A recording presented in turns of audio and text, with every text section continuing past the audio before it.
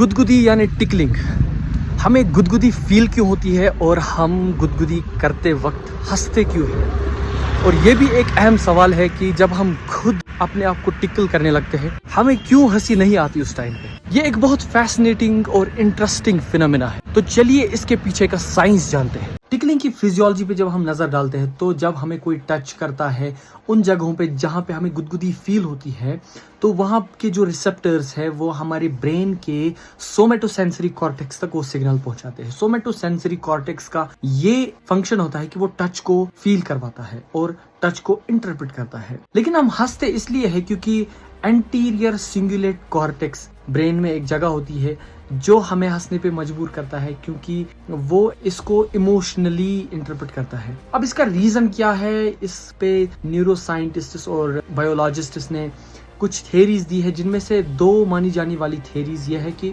एक तो है कि इसका एक इवोल्यूशनरी बेनिफिट है।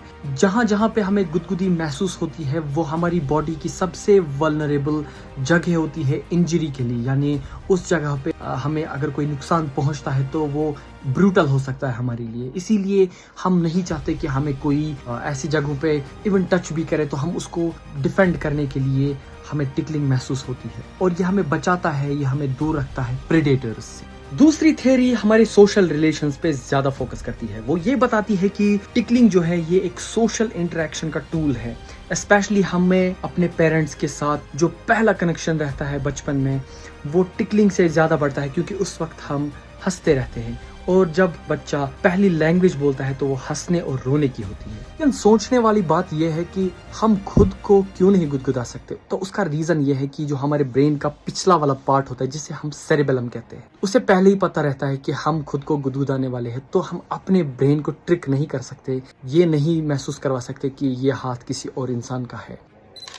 लेकिन कुछ लोगों को गुदगुदी महसूस ही नहीं होती, तो उसका क्या रीजन है? क्या आप कमेंट बॉक्स में ये बोल सकते हो? अगर आपको मेरी फजूल सी बातें काम की लगी तो मुझे जरूर फॉलो करें।